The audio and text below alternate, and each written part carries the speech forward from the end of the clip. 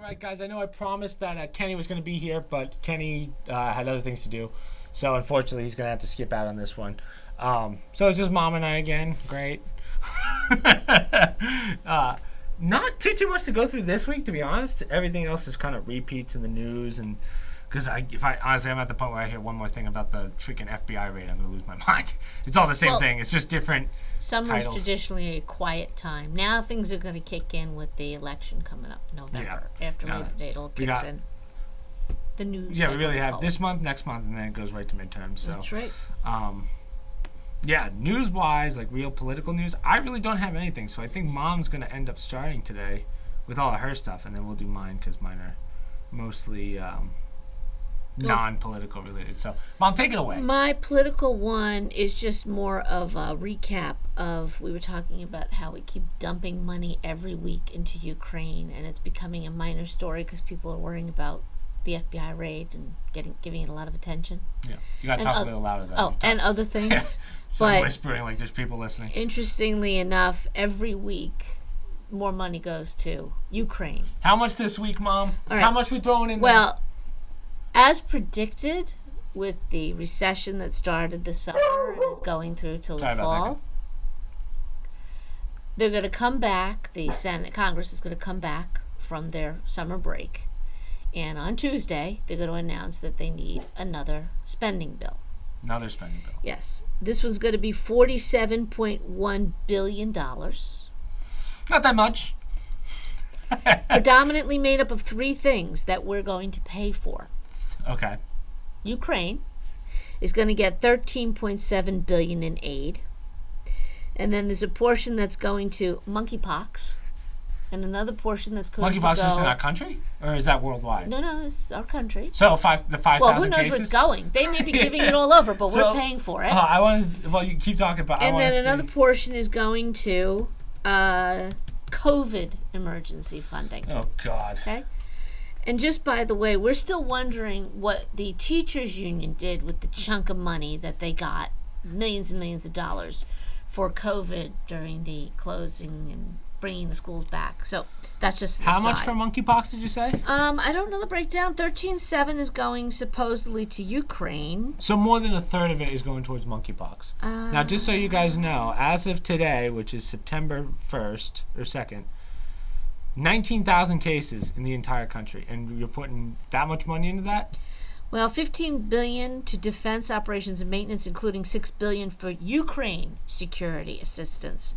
$8.7 billion to replenish stocks of used equipment already sent to Ukraine. I'm trying to see if there's the breakdown for monkeypox and for COVID. But I'm just focusing on the Ukrainian portion because it's a never-ending stream of our tax dollars going to this country to secure their border while ours is wide open. Yeah. I wanted to share that with your listeners. I mean, the monkeypox and COVID, man, no one talks about either of these anymore, and I don't know why we're still dumping money into it. Even like when I'm in public places, even they're like, yeah, we don't even deal with that stuff anymore. They don't care. Well, because they continue to call COVID an emergency, meaning. But it's not. We're at the point where we're past the emergency. Well, even though our president just said that we now have herd immunity. Right, but he's the one that keeps using he keeps renewing the COVID emergency assistance, that level, because that gives funding and allows him to do, mandates and whatnot, or try to do those mandates. So he's going to keep that going on. Well, obviously through the midterms, in case they need an outbreak. Yeah. But I just wanted to point out, and at the same time, a related article to this story called "Black Hole." As billions in American arms and aid enter Ukraine, U.S. officials receive a handwritten receipt. So, in exchange for all the equipment that we're giving Ukraine, we're getting handwritten receipts from them. Yeah, thank you for the tank. Oh, really? Yeah. That's nice. Okay. That's per a Pentagon official. The Inspector General, Sean O'Donnell, is quoting that saying Ukrainian officials do their accounting of American equipment and aid with hand receipts. It's all paper. Unbelievable. Okay.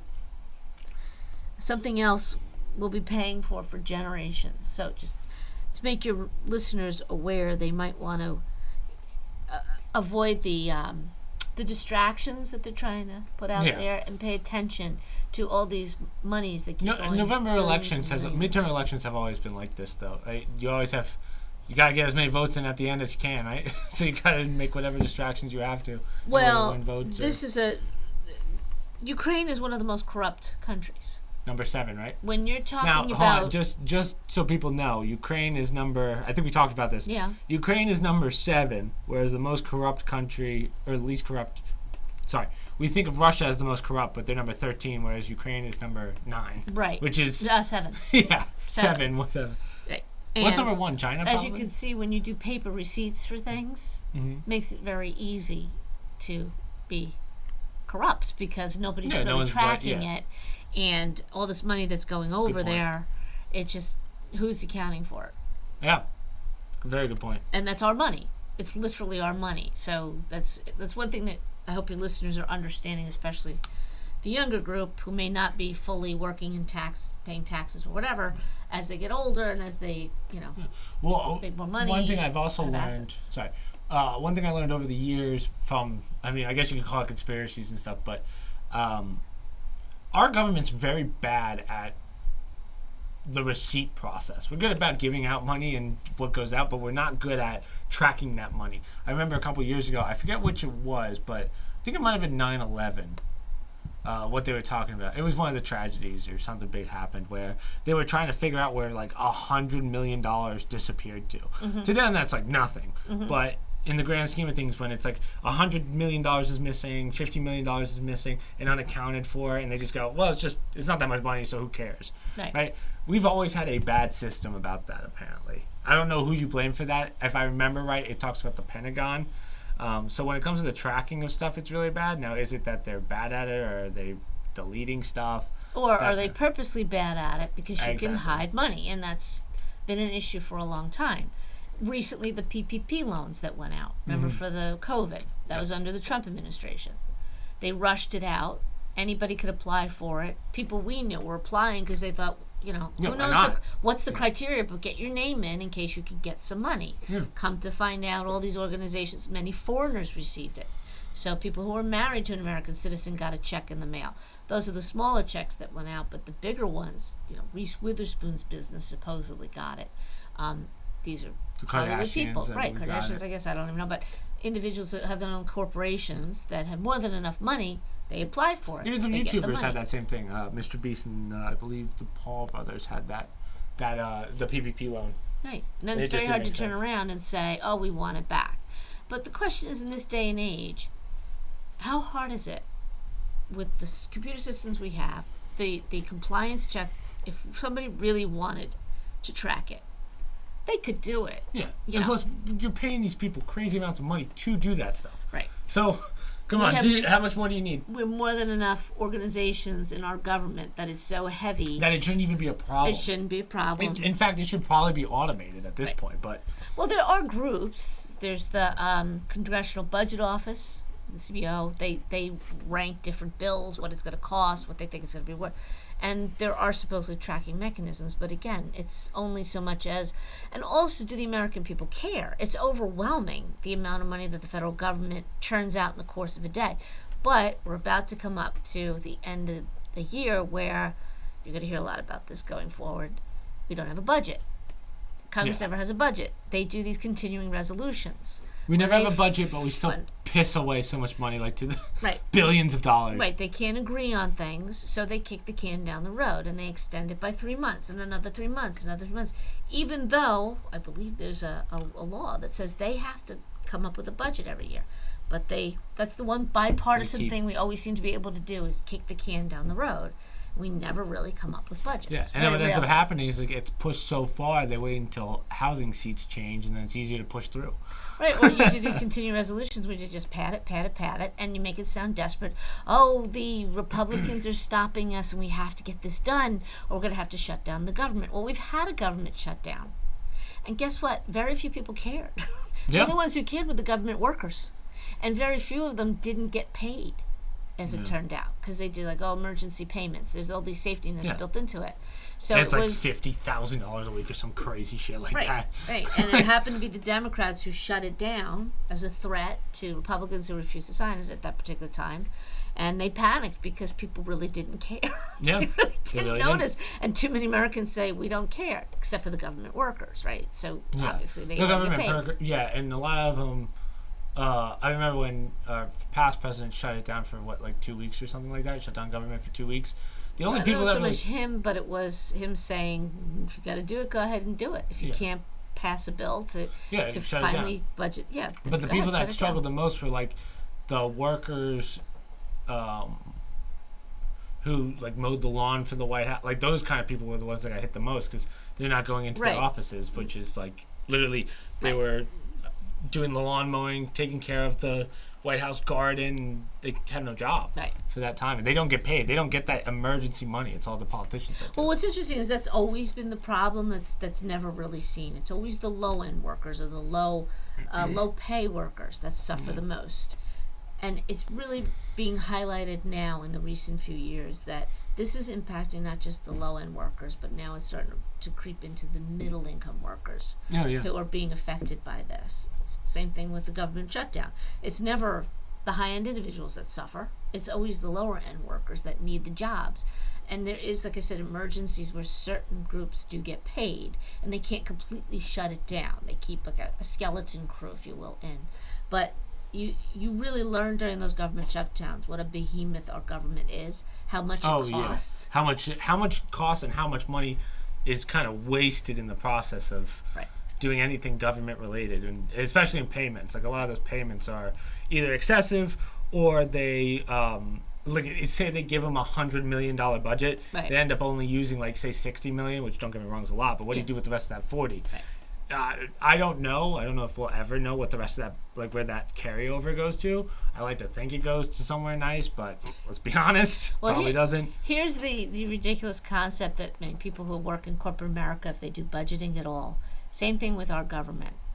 If 1 year you spend less, say your budget for the year, because they allot you certain dollars, and I'll just throw out a number. Say your budget is $1 million, and you only spend $800,000.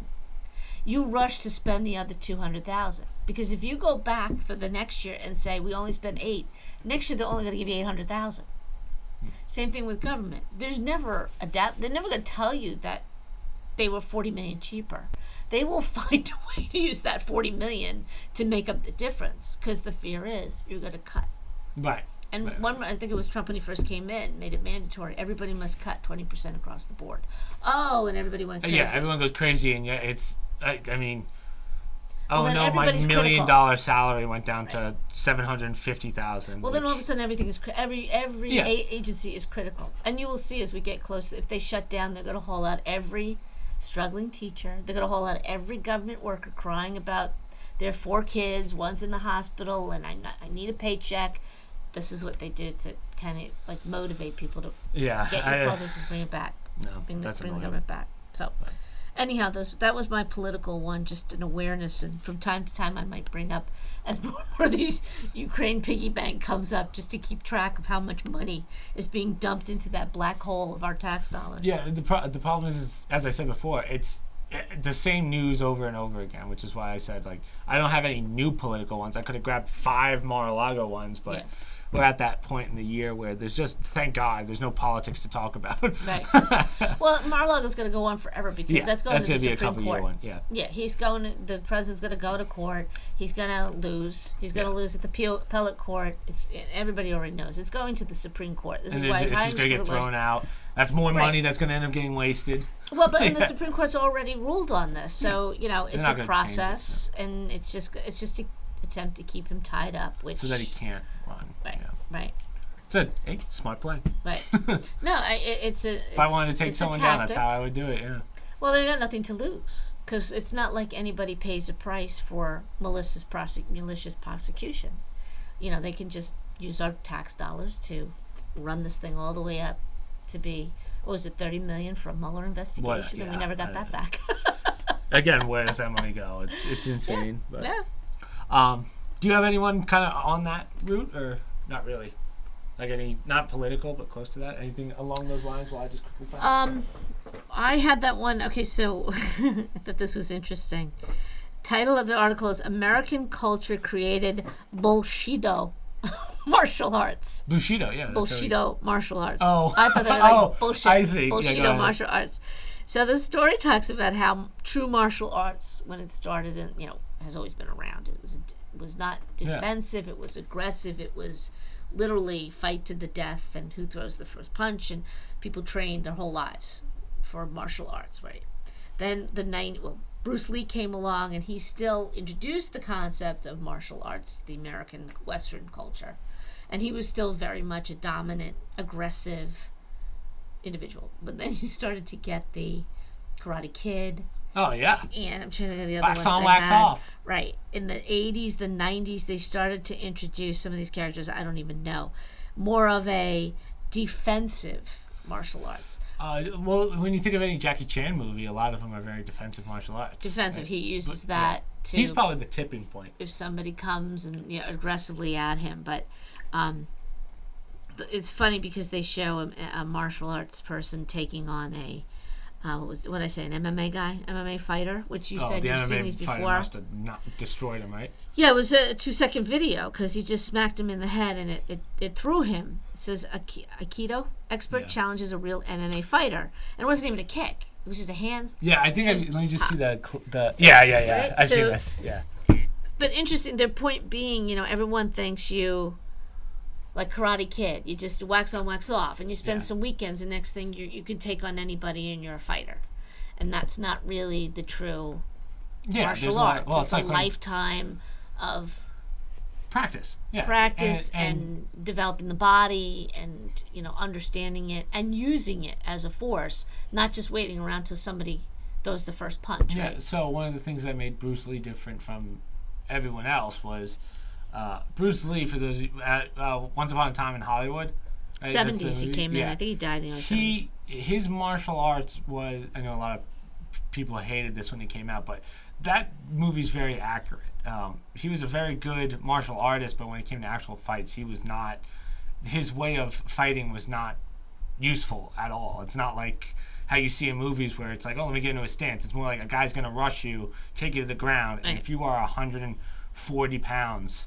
You're gonna get beaten pretty much every time. Like if you don't have a legitimate fighting background, like in boxing or something, karate's not really gonna do too much for you. Rogan talks about this a lot, but there was when the Gracies came to the UFC again. I won't bore everyone with all the details, but this guy, I don't even know how tall he was, but small guy, did not weigh a lot, and back then when he was fighting, they didn't have weight classes. Right. But he was beating everyone, and no one could figure out how. And it was because he would just out-wrestle them. So instead of that defensive, it was kind of defensive, but instead of the, it's he just took everyone to he'd take down like 200-pound guys at 140, which is very hard to do. And a lot of kung fu now, there's no sparring. They stopped doing sparring. Yeah.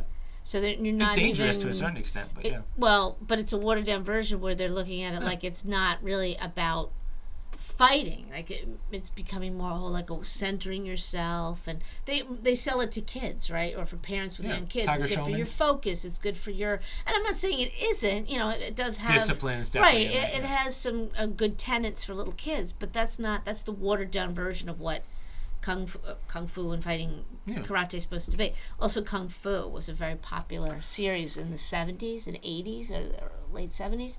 About a Western individual who becomes a kung fu expert, and he travels the world. But it's more defensive, and it's more about him meditating, and every now and then he gets in fights everywhere he goes. But I just thought it was kind of interesting because they made it sound like it was becoming such a watered down version, and people have this idea they could become a kung fu karate master. Instantly, what I think of is when we used to do taekwondo when we were kids. Yeah. Oh, okay. This is what my mom made. So when we were younger, we would go to Mr. Platoni, up in Chester, New Jersey, where nice guy. Yeah, he was a nice guy, but it was one of those kind of ordeals where it's like you start as a white belt, and then based on how much mom and dad pays, you can move up to blue belt, purple belt, black belt. And that's kind of, there was never any sparring, or you just learn how to kick, I guess, which all that goes out the window by the time you're. Well, there are routines you have to learn, as part of the belt. Yeah, but for and the I think belt, they but all from do that. from a self-defense standpoint, you weren't learning anything in that class. No, you were little kids, and didn't. No. They didn't want that from. It was like break this board with whatever you could, and it's just me going. I love this picture. With the blood all over his gi. Oh, yeah. I mean, it's just like a... Well, that's a black belt. That's like a multi-degree black belt. We got to tell them about David. We have to. That's their point. They're saying, that is martial. That's what karate's supposed to be. It's aggressive. It's not a dance. It's supposed to be like you fight to the bitter end and you're aggressive. So we talk about this all the time, but we got to bring up David. We have to. Our neighbor down the street, I didn't even know it. He just goes to my gym, and I was like, you look like you're, like, you know how to... He's got the cauliflower ears and stuff. And that's not very nice. No, that's right. Cauliflower ears. But people don't want to. No, they see that as a reward to have that. If you have cauliflower ears, that's what you want. Okay. That's a big deal. That's like your medals. Okay. So I mean, he's one of those guys you see him and you're like, this guy's a big deal. Turns out he's a 6th degree black belt Brazilian jiu-jitsu. He could kill anyone he wanted to. And I was like, let me stay away from this guy. He's my neighbor. No, but he's the nicest guy ever. But well, when I walk the dog, this really tough guy, he literally drives like 2 miles an hour around me. David? Yes, it's embarrassing because I'm like giving him like the, come on, you can go faster, keep going, Yeah. He's the nicest guy, but he's like a legitimate killer. I don't even think I could tell you his background because YouTube would be like, do we have to go after the guy? He's like, warrior. Probably bodies, but you know what I mean? But nicest guy ever. 3 tiny little he's got 3 little chihuahuas. It's hilarious. And his wife is like the #1 female Muay Thai kickboxer or something like that. She could kill me too. She could. She's half my size. She could kill me. But very nice people. He's a funny guy. I talk to him every time I'm at the gym. Okay. Every time I see him, we'll talk MMA. Because we were just watching the fights before, so I gotta ask him about what he thought about today. I've never met him, but yeah, we'll have to introduce you. He's really funny. Yeah. He's funny because he's a super soft-spoken guy too. So you're like, he was telling me a long time ago, not to go into his background, but he was telling me how he had to interrogate someone. Yeah. And I think I told you this, but he was telling me like what he had to say to the guy. And I said, since you talk like this, it's not very intimidating. It's funny. But yeah, nicest guy ever. But he talks softly when he puts the wires to you. Yeah. When he's coming up behind me, like when he's throwing the electric charger when you're in that metal chair. Yeah. And he's got his every gun license except for his sniper's license. He's working on that. Yeah, he's working on that one, I'm sure. So we're hearing things in the backyard. Yeah, dead squirrels all around the neighborhood. Why is there a squirrel cemetery on your? Yeah. Gross. That's terrible. So I saw this one the other day, TMZ. I saw this. This was interesting because we talked about this at dinner. Naked and Afraid contestant Melanie Ruscher died from huffing air canisters. The Whippets, remember? Really? Yeah. So I don't know Naked and Afraid that well, but she was found in Arizona on July 17th, so it's a little older. But they just finished the autopsy, and she was doing Whippets, and that's how she ended up dying. Wow. So I looked up what's in Whippets. Let me look it up again so I have the Whippets. Whippets drug. I don't know what's actually in it, but I think it's the O2 in it. Can actually kill you. But essentially, for those of you that don't know what Whippets are, in fact, don't do this. Let me just go out there. Don't do this. Maybe we shouldn't tell people. Yeah. So Whippets has been a problem. I don't know why we talked about it the other day. But the whipped cream. Oh, that's right. We were talking about sucking the air out of the whipped cream. This is what we talk about at dinner. No, I was putting it on your strawberry. Yeah, we were at stream. I was eating strawberries. My mom comes down with the Whippets. Yeah, so basically, people used to get high off they'd go into like a Walmart or whatever, and they would just start sucking the air out of the any canister. It used to be the dusters for keyboards and stuff. Yeah. And like to get dust out, and I guess the CO2 in there the O2 in there just is not good for the brain, and it'll eventually kill you. So it's not as common as you think. We've gone from Tide Pods. Yeah. To bath crystals, right? Yeah. Remember the bath crystal phase? Salts. Bath salts. To the helium, right? Kids were sucking the helium. What was it? Glue when you were in high school, or the Sharpies. Little kids they had the flavored scented Sharpies. No, it's the nitrous oxide. Nitrous oxide. Oh yeah, like the laughing gas when you have your teeth done. Right. The Sharpies that the little kids they Oh, flavored them grape or whatever. You see all these kids like, oh, that's not good. Jimmy, why do you have purple all over your nose? The glue. They're like, okay, put the glitter Did you on. eat that whole glue stick? He's doing it on the nose. Kindergartners. That reminds me of Bert Kreischer, a comedian, has a joke about his daughter with the deodorant. Remember the deodorant? Oh, yeah. Which was the deodorant on the nose? That's how I trying to think of her name. What was her name? That's Isla. Isla. George is the oldest, Isla's the youngest. And it's hilarious. I just think it's so. But yeah, Mom's right. The glue is people with the glue. Yeah, the glitter. Ridiculous. The glitter glue. They Yeah. put that in and the little kids are wondering why. The little kids that keep sucking on it, why are they doing that? Well, And then it was the Tommy Sharpie sucking pen. the glue out of the canister. Oh my gosh, there's always something. So now it's what? Whipped cream canisters. Yeah. I mean, I'm surprised they haven't changed that because it is dangerous. I'm sure you can use other things besides nitrous oxide, but like to actually make the product function. But this has been around for a while. I just didn't know it was with whipped cream canisters. I always knew it from like the Swiffer Duster canisters. Yeah. I don't, I do not know. This is part of the drug war. I know. Like, this is so sad. The cartels in Mexico are hoarding the whipped cream. Whipped cream. Well, I sent your brother the bag of the picture of the fentanyl drugs and the drugs coming out. Yeah. They look like sweet tarts. Yeah, fentanyl is. They're mixed colored now. They're purposely trying to make it look like, innocuous candy type. I thought I had something about fentanyl, but maybe I just mixed it up with the Whippets. But yeah, fentanyl. And your brother's got a sweet tooth. Yeah, and Kenny. No, I'm Michael. Michael. Well, because of college, because that's a market area. High schools, colleges, grammar schools.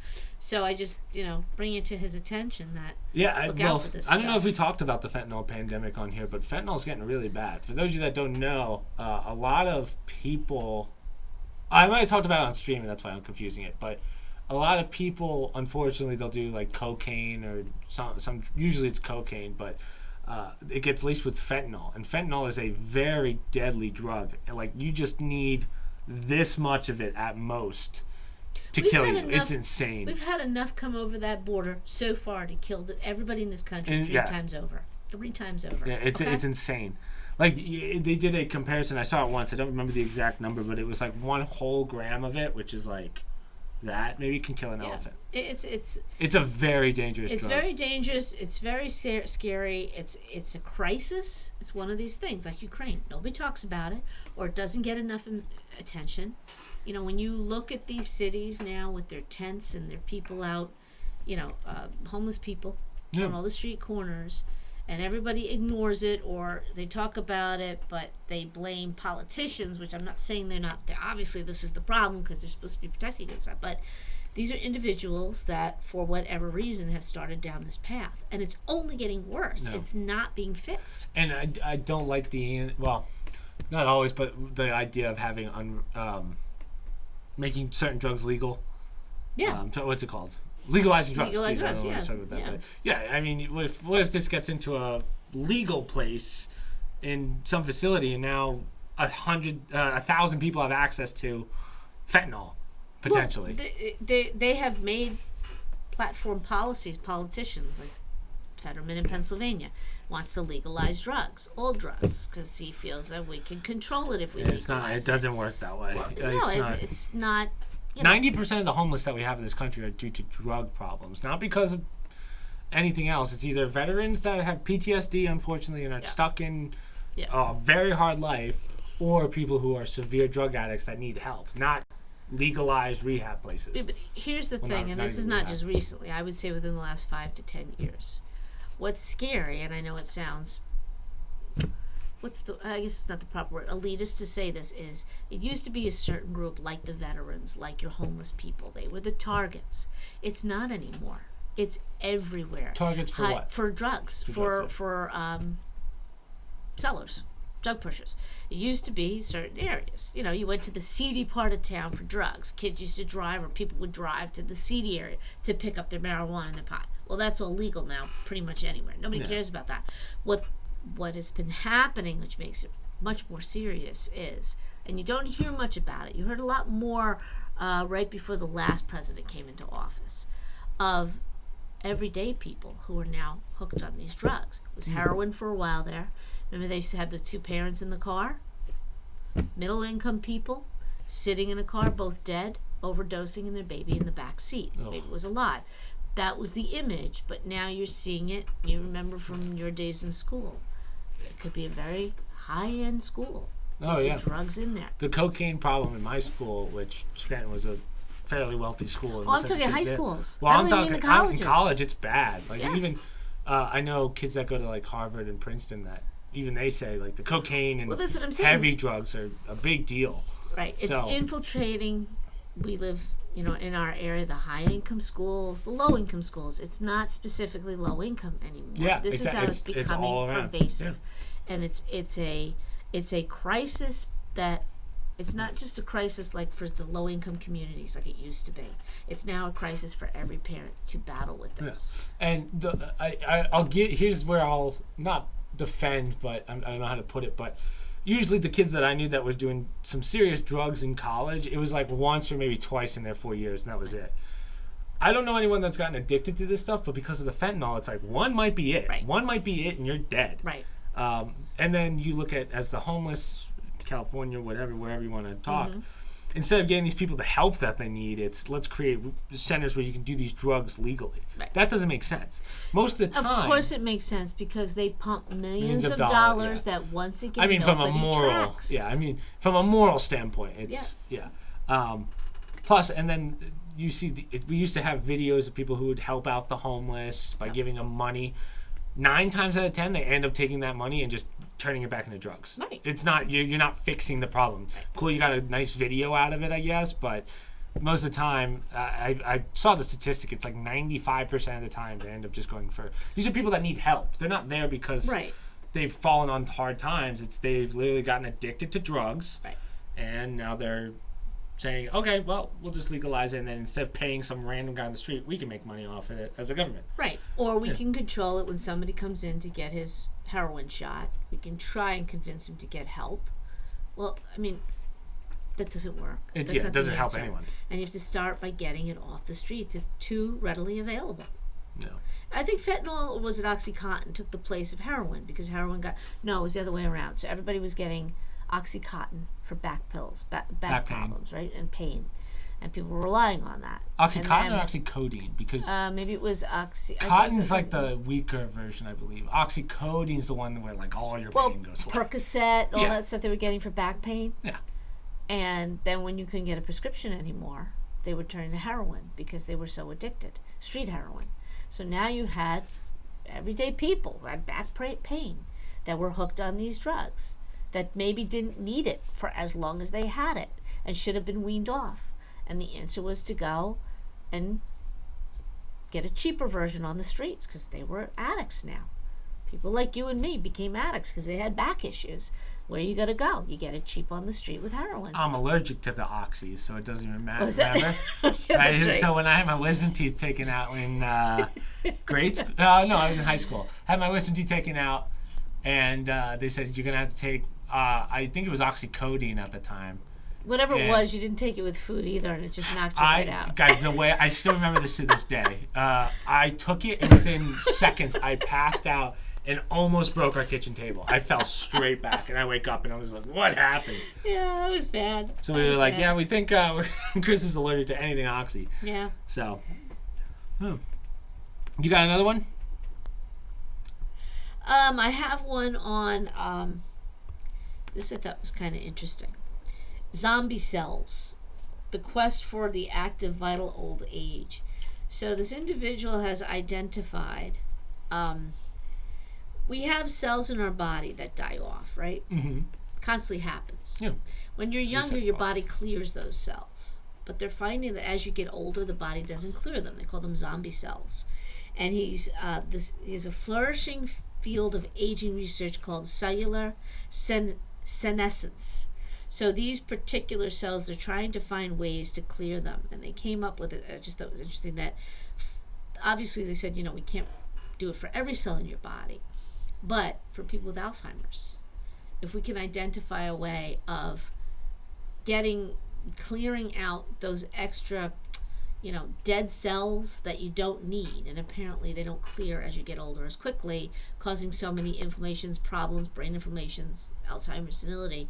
If we could figure out a way to target that, and he has a whole, I keep saying he, I have to find his name, Lebrasser. He's moved into a pharmaceutical area. He calls them, they have a particular name. If we could use these particular type of medications, mix it with other things that we know work, we might be able to clear out those cells and help people improve faster, and maybe avoid certain illnesses that radically get you when you get older, such as Alzheimer's or cancers. So it's clearing those cells? Yeah, well, it works with other, to clean out like the zombie cells, to identify them, to help the body clean them out. Get rid of them? Yeah. Right, because it doesn't go into detail about how it's done. It just talks about the general, I want to find the name of the pharmaceuticals that they use. Sorry, I had it before we started, and then I couldn't find it. That's interesting, because I would have thought that, the body would at least regulate the stuff that's not needed, because you can only have so many cells in your system before it gets renewed. So, obviously, when you're a kid, cells go faster, but they usually they get renewed faster. But I would think that even at an old age, even if it takes a longer time, it's still renewing those cells. So to have dead cells in your body just sitting there, I did not realize that was like a legitimate problem. Well, yeah, that's what they're learning, that the buildup is there. Now, it's good that it happens, because also for bad cells like cancer, that helps to stop them from replicating as quickly. So as you get older, people tend not to metabolize cancers faster than younger people. And for that reason, that's when your aging helps you. It slows down the progression of some illnesses. But obviously, the issue with it collecting in the brain is a problem, because that's when you tend to get Alzheimer's, Parkinson's, those type of diseases as you get older. If you have it in your system, it manifests itself. I wish I could find the name of the type of... It's a specific name. Pseudomorphics. Pseudomorphics. What an interesting... I wonder what that study's going to be called. Senolytics. Senolytics is the type of dietary... Some companies market dietary supplements as senolytics, but researchers warn they haven't been shown to work or proven safe. So they're still in the clinical trial stages, but them working in conjunction with other medications and whatnot that they're finding that it helps to clean, it sparks the senescence process, which means that cleaning out of dead cells. They're calling them zombie cells. Yeah. I thought you were going to talk about the zombie deer. Have you seen these zombie deer? No. Oh. Yeah, it's a weird brain disease where it's almost like their form of rabies, but apparently this is the season of zombie deer, and it kind of sucks because you can't eat them. You can't eat them. So if you end up killing them, you can't eat the meat because of the zombie disease. Yeah, I don't know if hunters, what they go through, because they usually, kill their deer and slice it, and like the real hunters, and they preserve the meat and whatnot. I don't know if they know how to test for all that stuff. So the sick deer are infected with a painful and sometimes fatal disease called episodic hemorrhage disease, or EHD. Deer infected with HDZ have often been referred to as the zombie deer, but hey, thanks Fox for telling me. Well, you didn't really tell me what it was. I've never seen this either, but sometimes I've seen pictures of it. Deer that have all these like black bumps all over their body. Really? Apparently it's a common disease that they get. They pick it up in nature. I can't remember the name of it, as I saw it like maybe a year ago. And they said, if you see it, they're not in pain or anything, but it's a very common skin disease or something that they get. And I thought, gosh, if I saw a deer with that, I'd be really concerned, because it looks very odd. Yeah, so it basically says that it literally would be, the reason it's called the zombie disease is because it's literally zombifying them, essentially. Yeah, it must affect eats the brain. Away at the brain and the nervous system, causing ulcers throughout the body, injuries, drooling. Oh my gosh. Oof. Man. I would think you'd have to kill deer like that just for euthanizing them. You just can't eat it. Yeah, there's no way you can eat that. I wonder if it spreads, like if they die and other animals eat it, like rabies.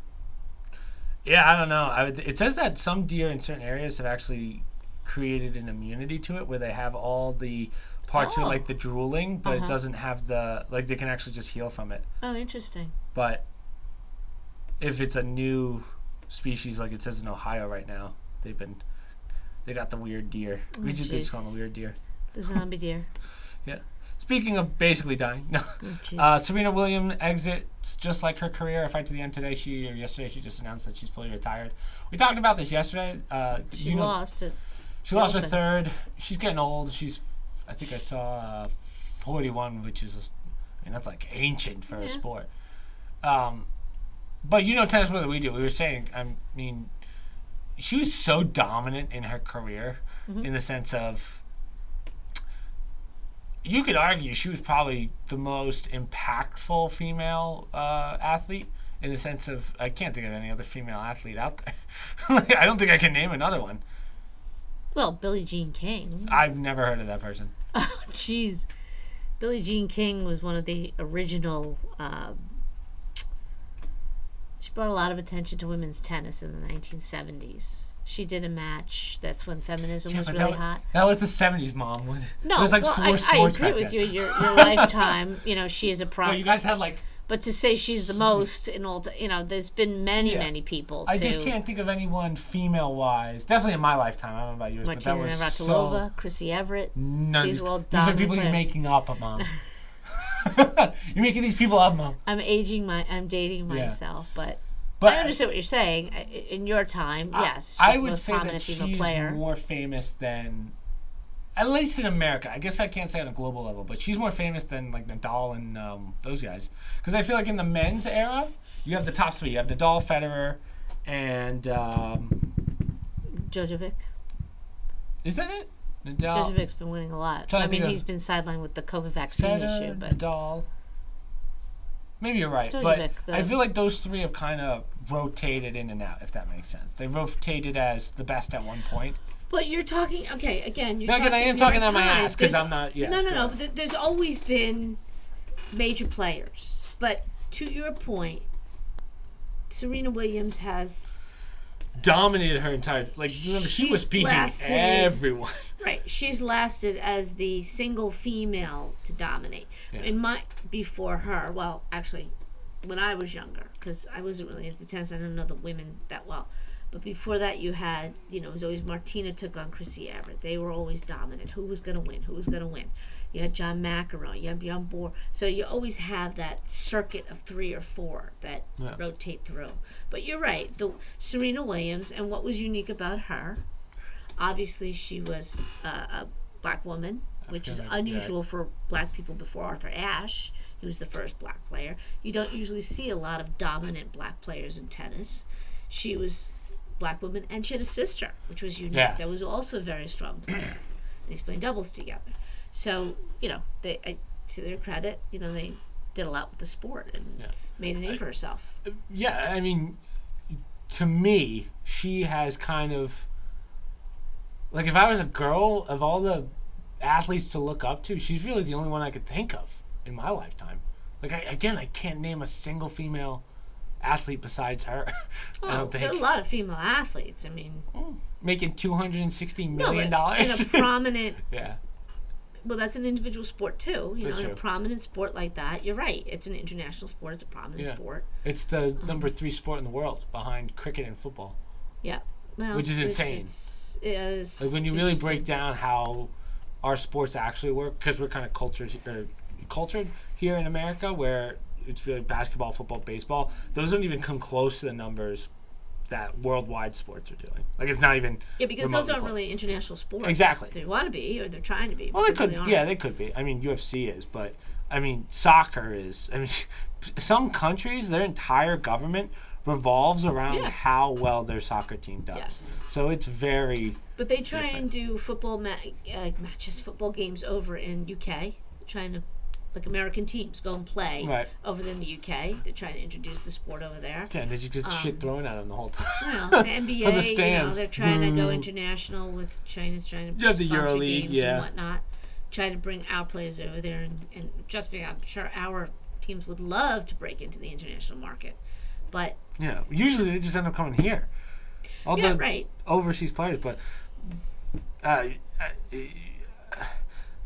I just feel like in other sports, like basketball, there's arguments for who the greatest of all time is, whether it's LeBron, Brady, I don't know. What's the hockey player's name? He'll come to me. Gretzky. Thank you, jeez. Gretzky. Those guys you can make the argument like there's other people with stats, but when you look at Serena Williams' stats, well, actually Gretzky's stats are freaking ridiculous. I don't know if you've ever seen Gretzky, but Serena dominated. Again, different times. I don't know how she would do against someone in the 70s if she was in that era, but she was like dominating everyone until like the last 3 years where she hit past 35, which I don't know how long her career was, but. Right, but that goes back to like you mentioned hockey. Not many people can name 5 hockey players. I think I didn't even watch hockey, and I think I could do it. I know, but Gretzky comes to mind. He was great, but some people could give you 5 other players that were great defensemen or better than he was at this, that, and the other thing. Same thing with tennis. Like, you didn't even know a female tennis player. I happen to know it just because I was aware of the sport. For people who aren't aware of tennis, which tennis is not internationally, it's huge. A lot of kids in an inner city who never saw a tennis racket will know Serena Williams. Yeah, just like how even if you don't skateboard, you know Tony Hawk. Right, Everyone knows Tony Hawk. So those individuals that stand out in these more remote sports, if you will, are not as popular for the average person. Yeah, to your point though, I think if someone said to me, like, first athlete that comes to mind in the sport, and they said tennis, I think I'd instantly say Serena Williams. I don't think I would say like an Nadal. Yeah, I mean she's that definitely left her mark on that sport. Like if I said golf, what's your first? Well, Tiger Woods. We would say Tiger Woods, but there are basketball. Millions of other players, I think people would say, yeah. I think if you said basketball to Michael you Jordan. or me, people would say Jordan, but I wonder if like I went to a kid Michael's age, and said, well, right, it's generational. So like when Dad was younger, there was no Michael Jordan. There was but I guess that's Chamberlain. The difference is if you say hockey. To this day, people will still say Wayne Gretzky. Well, that's what I'm saying. Yeah. Certain sports never really took off at that level. Not to say there aren't millions and millions of hockey fans. Good point. But it's not an international sport, and it's not. It is. I mean, it just doesn't have the worldwide recognition. Yeah, that makes sense. And I even feel that way about tennis too, because not everybody plays tennis. Not everybody plays hockey. A lot of kids will always throw a football. They'll play basketball, or they have some sort of recognition with these other sports, whereas not everybody plays tennis or cricket. Yeah. We can't so for those that don't know, cricket's like the second most popular sport. Player in cricket. I couldn't even tell you how to play the goddamn sport. They're like, this one. I can barely watch 9 innings of baseball, and they're like, hey, this takes 3 days. I was like, what? Yeah, let me come back tomorrow. Let me get a good night's sleep. Rugby. I watched rugby a handful of times, and I'm doesn't make any sense. What the hell is going on? You're not gonna just kick it mid-play? Is that loud? It doesn't make any sense. Yeah. You got any other ones? I have one more, but this is the gaming one. Okay, well, hold on. Okay. Well, wait. No, you don't go with that one because mine's all gaming too. Okay. After that, So, and you might be aware of this game, but it's a Steam game. Steam game. Let's see if you know the name of it. Of course I do. Fursan al-Aqsa. Never heard of it. The Night of the Al-Aqsa Mosque. Really? Never heard of it. Okay. Wow. According to the International Legal Forum. The Night of. How do you spell that? The Knights of the Al-Aqsa Mosque. Oh, wow. It's like a terrorism sort of game? Yes, and it's Palestinians shooting Israelis. Oh, wow. There's no way Steam allowed that. No, they do. I saw them take down a bunch of games. So they took it down, okay, for a period of time. Then all of a sudden it popped back up again. April 8th. Okay, so hold on. This game, just so you guys know, this game came out April 18th, 2022. It's on Unreal Engine 3. And it has a 9 out of 10 on Steam and a 7.7 out of 10 on IndieDB, which is honestly sounds like a pretty solid game. Right. It remains on sale for Steam for $14.99. It was temporarily removed from Steam's library following an October 2021 Free Beacon, that's the name of this article, Washington Free Beacon report. It reemerged in April 2022 in an updated version that includes, quote, even more gruesome and violent material, according to the ILF Chief Executive Officer Aaron Ostrovsky. So ILF is the International Legal Forum. And they're saying this has to stop because you literally have a Palestinian soldier, putting guns at the head of Israelis, and that's the point of it. Which is obviously a very sensitive issue in the world because, we do have unrest and terrorist situations. Yeah, I'm actually looking at their main page right now. So, essentially for you guys who are like, what is this? It looks like it's a CSGO style game. But disclaimer, all characters, art, and storylines depicted in this game are purely the work of fiction. Any similarity to persons, living or dead, is purely coincidental. Which is hilarious because literally, I can't show you this. Oh, sorry. But look at that.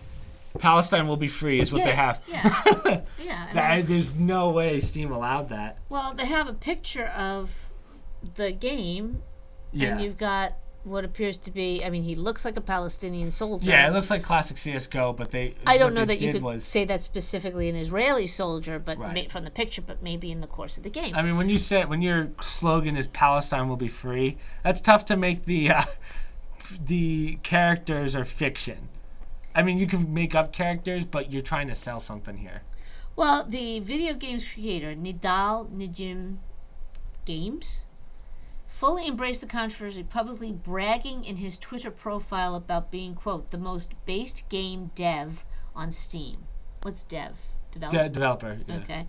And, quote, making Zionists cry. Zionists are like a yeah, this is definitely something that, because it's not into mainstream, this is something that Steam should definitely take down. I wonder how they got around it. But, yeah, that's interesting. Usually Steam would take down anything from that. But when I go to the Steam... Let's go to Steam Store and let's see if we can find it. Well, the final quote in the article said, quote, in the confusion between the real world and the digital world, the Italian Anti-Semitism Observatory said in comments supported by the EJC, quote, this game teaches how to kill Israelis. I don't know if it teaches it, but it makes it a sport. And I guess that is his point. Right at the point in time where real world is meshing with the digital world. Now, not being a big gamer, I look at some of those Call of Duties, and you had, they're always trying to look for a different theme. How many times did you have American soldiers going after Nazis? Right? Was that a common theme, like Call of Duty and whatnot? Over the last couple of years, we couldn't have that. They actually took a couple, not Call of Duty, but we used to have a game called Wolfenstein, which was it was actually a really cool game. It was the world if the Nazis ended up winning. So it's about a guy who basically single-handedly takes down the Nazis. Okay. It's sick. The guy gets decapitated. He takes down the Nazis. Yes. Yeah. Oh. So he takes down the Nazis single-handedly after we lose World War II. Right. So very popular games, but that was my... They had to take out all the Nazi symbols. Okay, that's what I was going to say, because I'm not very familiar with games, and I don't agree with this. I don't think it's right. I don't think anyone would. This is something that I would say Steam would take down if they knew more about it. I think this somehow passed the system. Well, you know what? This is their business, and somebody better know about it. Yeah. I think I'm think curious you to make see the if it's case still on that Steam. Are they trying hard enough to take it down? If they're making enough money off of it, maybe they don't. They selectively choose what to take down or ignore. Oh, we didn't get to that one yet. You know what I mean? I can't get Steam on my Mac. Hold on, I want to see if it's still on here. Can you give me the name of the game again one more time? Yes, it is. I want to see if it comes up on my PC. Fursan Al Aqsa, capital Fursan. Al hyphen AQSA. The Knights of the Al Aqsa Mosque. Oh. First son, the Knights of the Al Aqsa Mosque. Let's see if it even comes up. Yeah, no, so it's not on the Steam store anymore. They took it down. Okay, the date of this article, I think. That makes sense. I was going to say, they would not keep that on there. I had to make sure. I was like, Steam's pretty on top of things. That's and that was part of my discussion I just wanted to bring up since I'm not familiar with games, and I do think this is wrong. Are there other games, though? Is it, do you have Americans that kill Nazis? I'm going to enlighten you on one here. Ready? So there was a huge scandal in a game called Modern Warfare 2, Call of Duty Modern Warfare 2. Yeah. There's a mission in there called No Russian. It's a pretty famous level because it was on the news, and basically the mission is you play as the Russians, I believe, and you just slaughter everyone in an airport. Oh, nice. Right, and it was to stop a terrorist. Like they're the terrorists, and it's a scene where you just mow down pretty much everyone. Oh, and I don't remember the whole storyline, but it was a big deal. But there's no. It's all fictional. Like there's no Palestine. There's no anything. It's just like some made up city in Moscow, Russia, or something. Like there's a lot of questions as to is this right or wrong. Like there's no agenda really. It's just to tell a story. That to me sounds like an agenda. Oh yeah. So I think that's the difference. But I remember no Russian was talking about and that was my question, because I'm not familiar with these games. Say, is it fair that you have these individuals? Don't do it. In this game, or as maybe just because it happens to be something that's a current conflict. Yeah. So that was my only question about it's one thing to make one look like a terrorist, but when you're purposely putting garbs on that identify them as part of one particular group, makes you wonder. Right. Same thing with, I get it that if you have a Call of Duty, they try and give different themes to make it interesting, make people want to buy it. Yeah. And it's one thing to do the Nazis and American soldiers, because technically you don't have a Nazi army anymore. Like that's old history stuff. So one of the things I'm known for on YouTube is zombies. Yeah. So Call of Duty zombies. It used to be called Nazi zombies, and over the years they've kind of changed it. Back when the first World at War came out, which I was probably in. It's probably like a freshman in high school when that game came out. So times were different, obviously, but most days now they kind of dance around the idea. They'll say Nazis and stuff, but it's really, I like Hitler's still prominent. Like they'll still put him in a game, but anyone else, it's usually they don't even bother. Well, and the difference too is that's history. Yeah. This is current. Yeah, there's conflict now. I don't think it's like having the Ukraine versus Russia game. How many Ukrainians can you kill, or how many Russians can you slaughter? It's just not. Yeah, and if I someone think did that game point. like that right now, a Russia versus Ukraine, it would probably be pretty bad taste. Right, you can't do it, and that's why his comment was pertinent in that he says, when real world is mixing with gaming world, the digital world, that's when you're going to have problems, and you can't have that. So, especially when one's taken how to kill Israelis. It's not like there's a counteroffensive from Israelis against the Palestinians in the game, which would be very, very. I don't know. We don't want to go down that road with people. So that was the one I had, my gaming one. So the big gaming news this week, kind of more of a YouTuber news or content creator news, is there's actually two. One I don't know as much about, so I don't really want to talk about it. But Ninja and Pokimane are scaling back Twitch streams. So do you remember? Well, it's kind of a big deal because Ninja. Ninja was the one that was like on ESPN all the time. He was the Fortnite guy. Yes. And Pokimane is probably like his. Like, she's probably the biggest female on the platform of Twitch. Oh. And this is something that I kind of called many years ago. They both said, hey, we're going to take a break. Ninja's is a little more not as... He didn't physically say, I'm going to take a break, but he's been doing some weird stuff like scaling back streams. And I think this is what happens when you're streaming 12 hours a day, right? I knew this was going to happen. I do feel this. The only reason I don't, or not really the only reason, but I make videos. I started as a YouTuber. Mm-hmm. I need to be doing that so I'm not just a bum playing video games all day. Like, yeah, you can do it, but at some point you're going to get burnt out. Mm-hmm. Like, again, when I was a kid, maybe I could do 12 hours a day. But now that I'm an adult and trying to turn this into a career, most of my time is editing. I think a lot of viewers, and mostly viewers of any channel, you guys only see the end product. You don't see the work that goes into the videos. And my time is probably like 10% actually edited, like besides streaming. 10% of it's actually playing games, and the rest is all just editing, social media, figuring out titles, thumbnails. That's the main... Yelling at mom to be quiet. Yeah, mom, stop. Figuring out podcasts, the news, especially now that we've taken on the PRs. Like, I really only started the PR personal records. Mm-hmm. That's what those are up there. Those are all the ones that I finished. The only reason I started the PRs was because I haven't really played video games for fun in probably like 5 years at least. Mm-hmm. Usually it's all for content. Right. And then because of that, I kind of felt like them. I was like, oh, this kind of sucks. Like, this isn't fun anymore. Well, I have heard you mention it's hard to find good content too. Some of these games. Yeah, some of them suck. I mean, I was thinking of doing an Excel sheet of the games that I play that I end up not making videos on. For every one video I put out, I probably record 5 or 6 other games. Mm-hmm. And now that we've done the podcast, I've kind of scaled that back a little because that's one day of content I don't have to deal with. Right. But most of the time, the games today just aren't that good. And these people, so Ninja Pokimane, they only play one game for 12 hours a day, 7 days a week sometimes. It is nuts. Yeah. So, Ninja is not what he, again, I don't want to speak out of turn, but I think we all know this. But Ninja was not what he once was. You don't see him on ESPN anymore. And again, he still makes a killer career. He's still a multi-millionaire. He's kind of at the point where he's done. Like, he's won. He's over $100 million, worth hundreds of millions of dollars now, I bet. And so it makes sense for him to stop. Again, he's never going to be what he once was. Pokimane, not as successful in that realm. Like, she's not on ESPN, but she still is an attractive woman who's, I don't know how much, I don't really watch her, so I don't know what her actual, like what she actually does, but she went from gaming to kind of just chatting to viewers. Like, she'll just do 12-hour streams of talking sometimes.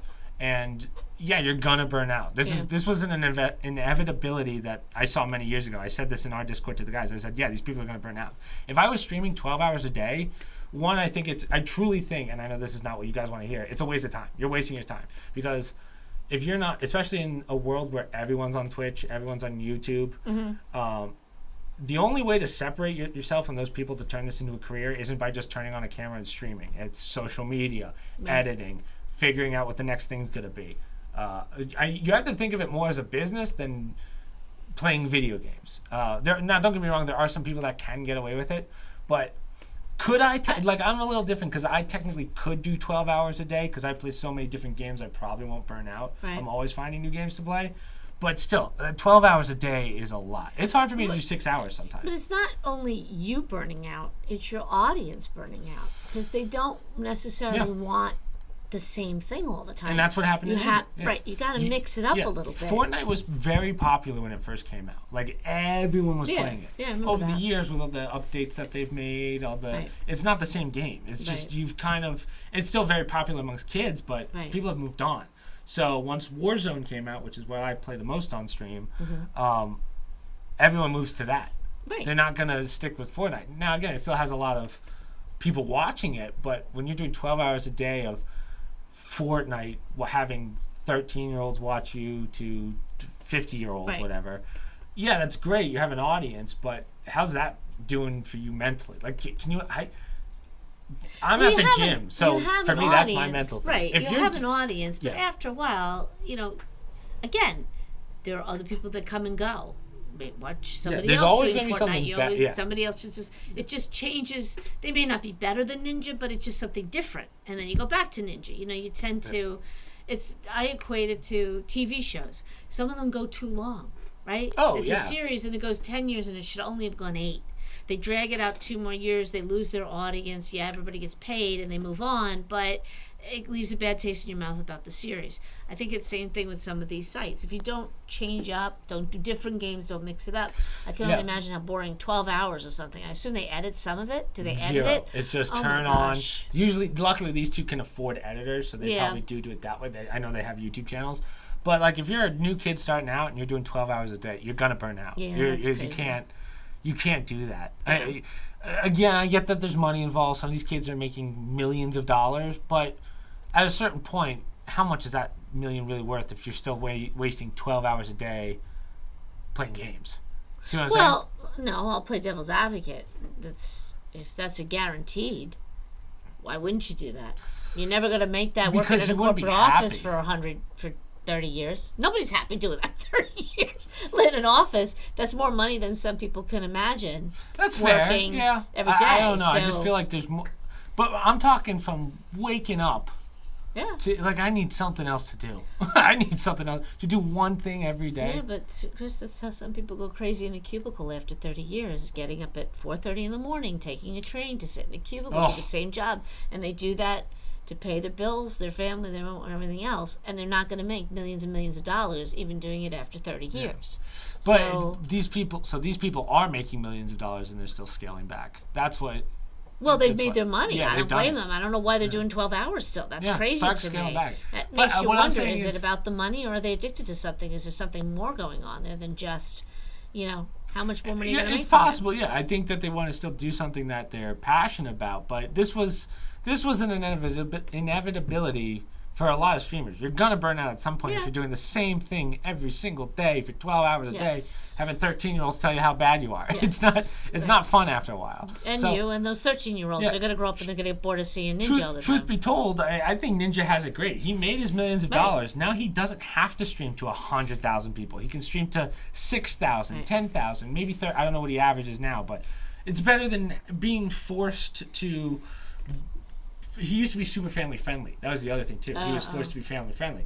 Now he can say what he wants. He doesn't care. Right. So Pokimane's is a little different because I don't know her story. I don't really pay attention to her. But no offense, Poki, if you ever see this. But I'm just not a consumer of gaming content anymore. Just because I'm 26, I got other things to do. But for her, I kind of saw her path go downward from video games to chat. Not her career. Her career is still great, but I just mean like she started games, then she stopped doing games, went to chatting, then now she's like, I'm gonna start scaling back. It's the same pattern every time. I have a question for you for these two individuals. I'm sure they're two of thousands of people that do this all day. What makes them stand out? It's complete algorithm. I think they got in at the beginning. They were real early when Twitch was still known as like so specifically for Twitch, they're strong on Twitch. They're only on Twitch, really. Pokimane, I don't know. I'm sure they both have YouTube channels, but they're known as Twitch streamers. Okay. Their contracts are with Twitch. Gotcha. Ninjas is probably going to move to YouTube. I think Pokimane moved or is in the process of moving. But okay, so they're hoping they take their Twitch audience with them to another, or they want to get. They're at the point where they can go wherever. It really doesn't matter. But here's something new people. Is that what happens? They'll pick up new subscribers on YouTube. Yeah, I mean, people will go over. YouTube's so big that people will be there. They might not have the same number, but they'll definitely have still a huge audience. Here's the problem with Twitch, and I say this all the time. Twitch is a nightmare. They're owned by Amazon. And the problem with Twitch is they only care about the bottom dollar. So one of the problems they used to have, I don't know if it's still prominent, but you would have these streamers streaming 12 hours a day making them millions of dollars. Then they'd talk to like top streamers like Ninja, and they would say 12 hours is cool, how about 14? Then you do the 14, then they go, oh, how about 16? They keep pushing you, and then if you don't do the 16, they knock you down in the algorithm. So people started leaving, and Twitch is hurt. Twitch is hurting right now. They're hurt. Like all their big streamers is left. Right. Everyone's separated. I think what really hurt, so I think you've heard me mention Dr. Disrespect before. Do you know him? I might have heard the name. So honestly, I think he's the greatest streamer we've ever had from a video game perspective. He got banned on Twitch for reasons that to this day we're still not 100% sure of. He knows, but something happened. And because of that, the rule was he can go to YouTube, but he's not allowed to play with any of the streamers that he's been playing with on Twitch. Oh. So what happened was the streamers said, well, what's the point of this? Yeah. They've already made the money, so they started leaving and going to YouTube. So Twitch is really scrambling to... They shot themselves in the foot by kicking him Twitch off. Shoots themselves in the foot every day. I have no problem saying this. The only reason I stream on Twitch is because they have the best highlight feature, so I can literally just press a button on my stream deck there, and I can turn into clips for the YouTube videos. I just have to edit them. The second another one comes up, like one of the other channels I use, like YouTube or DLive or Trovo, comes up with one of those, I'm done with Twitch. Twitch is gone. There's no point. Okay. So Twitch also doesn't allow you to multi-stream. They don't allow you to, if you're partnered, you're not allowed to use your content and put it anywhere else for like a day. It's stupid. What about Amazon went into that area then? I guess at the time it was great. This was 8 years ago, at least, and they were really the only streaming platform. Now there's thousands of them. Right. Twitch is still the biggest, but that's because people don't know about the other ones. Right. Like DLive is very small. DLive is built off of a crypto chain. Oh. And it has a lot of. It's had some problems in the past of like certain people. People being on there like heavy right-leaning or left-leaning people on there. Yeah, and they've kind of flattened that, but it took them a while because they're a smaller company. So DLive never really got the traction. It had traction and then it stopped, but I still use it because I like it. I think I'm one of the bigger creators on there too. Whereas Trovo's a weird one because it's like an international one. So you have, I think it's very Turkey based. Like it's like most of the streamers are in Turkey. D-Live's a little like that, but Twitch is a little more. It's just untouchable. YouTube started doing the streaming stuff, and they send $50 million contracts to guys like Tim the Tap Man, who used to be on Twitch, played with Dr. Disrespect. So Nick Merckx also like 50 million plus. It's like insane contracts, but it's literally them, and then everyone just dips underneath them. So what I mean by that is there are hundreds of thousands of channels on Twitch. Yeah, but there's only a handful that are supporting. If you average over, I think it's 100 viewers. Yeah. Which is not a lot, but if you average over 100 viewers on Twitch, you are part of the 0.01%. Okay. Which is, yeah. I mean, it's too oversaturated. That's why if you're trying to get quote unquote Twitch famous, it's completely by chance. Okay. Or by social media, like posting on TikTok, posting on YouTube. So if you're not doing that stuff, I mean, you're just streaming for no reason. Right. Right. So if you're doing 12-hour streams, you'll get a follower or two as you go. But on Twitch, But if you're not one of the upper echelon, is it costing you money to be on Twitch? Like, do you have to pay? Oh, okay. No, which is the beauty of Twitch. You don't have to pay. Okay. Most streaming services, you don't. Yeah, you don't have to. Right. I pay for what's called Restream. It's like $8 a month or $20 a month, depending on how they feel, honestly. But that lets me stream to multiple platforms at once. So I stream to YouTube, Twitch, D-Live, and Trovo. I got rid of my partnership with Twitch so that they can't like come after me for like using because in the TOS, the terms of service, you're not allowed to multi-stream. I multi-stream, so I canceled my affiliate with them so that I didn't have to deal with that. So they don't have my rights. Can you stream on Steam, or is that just you can? Games? It's weird. It's just games. Okay. I don't know how Steam. It's not big, no. Which is surprising. You would think that it's big because it's the main store.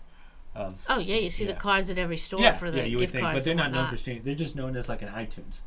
Okay. iTunes to get your games. Okay. Yeah. So again, you're gonna see this a lot more. Ninja and Pokemon is just the start. You're gonna see. I bet you like a Tfue comes out sooner or later and says, "Hey, I don't want to do this anymore as much." You have to be doing other things. You just have to. You can't be in front of a computer playing games for 12 hours a day. I just don't believe that's You're preaching to the choir, Chris. Yeah. Saying that since you were 10. Yeah. Shut that GameCube off. Yeah. Yeah. Nowadays, it's more about editing. Again, the only time I'm playing games... Again, now that I've done the PR channel, the PR... Or playlist, I should say, it's kind of revamped my love for video games, I guess you can say. But... that's really the only time I'm gaming is during stream, really, and then recordings. I just have to share this with your followers. I was cleaning out the video games. Right. And I came across the original, the one, the only. Do you remember it? Hercules? Oh, the PC game? PC game. Wow. That's what started it all for Pancake. Do we do a PR of that? We might have to. You have I might have to see if they have that on Steam. I can still hear the music in my head. I think Danny DeVito's voice was in it. He plays one of the characters. Yeah, wow. And you had to hit the sax with the sword, and you just sat at the computer. That's the days when Dad was doing it with you for a few times. And that's what kicked it off. It's that's so funny because my dad's very anti-video games now. Like I haven't seen Dad pick up a video game in years. Like, yeah, I mean, he did his time we had Atari and stuff like that. Yeah, he used to. Dad used to play the like sports games with us, but he never played anything else. Well, the irony is he bought that game. We got it like at a $5 bin or something, and it was a Disney Hercules movie. Yeah, I think it was Disney. Yeah, and you would just play it, and that to the point where I'm like, could you shut the volume off, Chris? Oh, it's the same sound. Oh, it's the same music throughout. We have to see if we can revisit that one. Yeah, you gotta load that one on your. We'd have to use mine because it's a disc. No, I bet you they have it on Steam. I bet you I can get it. Oh yeah, okay. It was. That I would be saw hilarious. that, and I'm like, I can't ever get rid of this CD. That's what started it all. Wow. The Hercules game. Wow. Remember jump and get the coins? I remember certain scenes, but I don't remember. I just remember beating it. I remember that. Yeah, last and you go fight. to the next level. The next level is like a rudimentary, one of the first type of games that you do. So, yeah, that's where it all started. But again, 12 hours a day, I don't think I could do anymore. I mean, when I was in high school, maybe I could, but that's just because I didn't want to do school. But. Or when I was, did I ever tell you a little, oh God, I might be incriminating myself here in front of my mom. If it's going to be. So, when I went to a school where it was very laptop-based, and that's when I learned that I could game on a MacBook, and I would play games all through school. And one time I got caught by, do you remember Mrs., I think it was DiMacchino or something like that? DiMacchino? She was my bio teacher. At Oratory? Do you remember? Could Okay. the name, yeah. So she walks by. PJ's sitting next to me. And I wasn't looking. She comes by and she sees me playing, for everyone, Mass Effect, the original Mass Effect. And PJ goes, boom, to my laptop. And she, I'll never forget that. Tried to save you. Yeah, PJ tried to save me. And how is it you didn't get into Harvard? Yeah.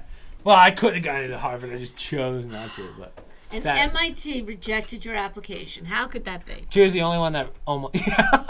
Yeah. I had offers to Harvard, but it was a saying. There's a couple times. Only you'd gotten that A in bio instead of... But one of the craziest things... I can say this teacher's name because he's friends with me on Facebook. But do you remember Mr. McChrystal? He was my high school history teacher at Oratory. He had one of the best snipes on a student at all time. Crystal history? Yeah. Yeah, Billy McChrystal was his name. Shout out to him if he ever sees this. But there was this kid. Do you remember? Oh man, if I described him, you know him, but it would be kind of mean. Delecky. Do you remember him? Yeah. Oh yeah, the kid. Yeah. Right. So he used to wear glasses. Yeah. He was in the back of the room. He was playing Minecraft, and Mr. McChrystal, I'll never forget this. He goes, "Hey, Delecky, I can see the reflection off the window, off your glasses. Turn the Minecraft off." It was so funny. Yeah. That was when Minecraft first came out. But what really got me into like gaming, really. So, do you remember James O'Toole? You probably know the name. Yeah. He was like a computer genius, and he showed all of us how to play the original Call of Duty, Modern Warfare, the first multiplayer one. Right. Across the school. Every day we would have games with like 100 kids in the school because everyone was on laptops. We'd be playing like 50v50, like me and Cooper on the same team, Ronco on the same team. That's how it all started. Okay, let's these kids went to Georgetown. They went to, Hey, again, I could have gone to prison. I know. Well, no, I work in prison, so it's basically the same thing. You got to share this for your viewers too. So when you guys grew up, as you know, we didn't allow TV or anything I complained about it during the week. I call this place Auschwitz sometimes. No, but what would we say? If you get your work done Monday through Thursday, we didn't care what you did Friday, Saturday, Sunday. Wrong. Right? She's already wrong. No, That's not the rule. No, that was the rule. If you get the work done Monday through Thursday, right? So it was working like a charm for us as parents because you guys didn't turn into somebody doing 12 hours in, grammar school. Okay, hold on. Let me backtrack here. That's not true. No, that is true. You changed that for Michael. No. The rule was you weren't allowed TV on weekdays unless you had B's and above in all your classes for that weekend. Because remember, you could check online. I thought it was for the weekend you got it. No, if you no. Didn't it have was it B's Monday or above. No, but and then you would have gaming on the weekend. On the weekend. You got the work done Monday TV through Thursday, and that's what I meant. You had the grades. Yeah, if you had the grades. Right. Everything was I done. did not have the grades. I'll admit, I did not have the grades. Not every time, but sometimes you did. Hey, Spanish was hard. But here's the irony. So it was working great. Parents marveled at our ability to do that. Okay? Mm-hmm. All of a sudden, what happens? The cow comes to grammar school. Computer on wheels. And now everybody's getting MacBooks. Everybody's getting, what do you call those things? The Chromebooks. Back when the original Chromebooks Right. came out. Homework was now online. So every kid, I have to use the computer. Teacher wants me to look this up. Next thing I know, so basically school screwed me. Yeah. Okay? Yeah. The exact thing they complain about. They're the reason I'm a gamer now. Well, I still say to this day, they started introducing electronics in the classroom and made it an issue at home, which made it impossible. And even the principal, remember Mr. V? I went into him, I said, do you understand? We don't have this at home at night. I think he was shocked at that. I said, we don't do it. And guess what? My kids are fine. They're actually doing work. It's now I have to give it to them. So now I have to police my kids to make sure they're doing the work. And in high school, I was not. I'll admit, I was not doing work. No, Most of the time. No, it was weird because I was on a train all day. So being on a train really cut into the time, my schedule of like how much time I did have for work. I wouldn't be getting home sometimes till like 6. It was choices, and it was opportunity. And some high school kids make good choices. Some don't. I made the good ones, Mom. Look at me now. But in all fairness, not every high school kid you should assume that they're capable of making. It's very hard to make that choice.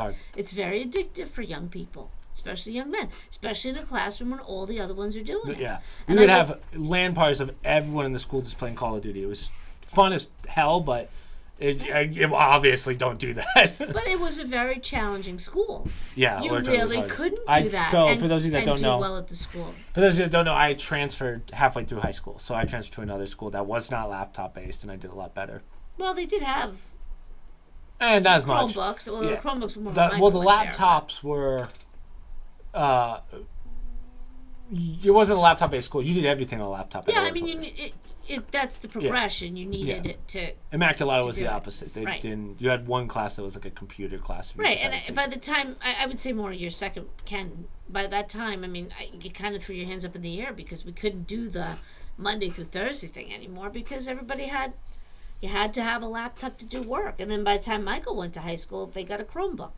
The only saving grace was the Chromebook was so bad. Yeah, you can't run anything on it.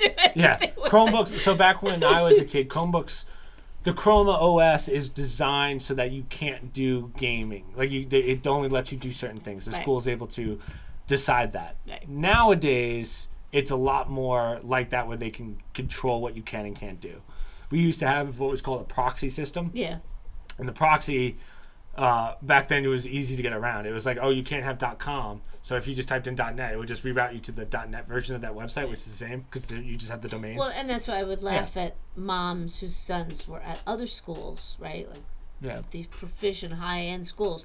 Oh, no, they have protocols and whatnot. The boys can't do that. I'm like, oh, trust me. Yeah, we'll find a way. They've already started. And fast forward, weeks later.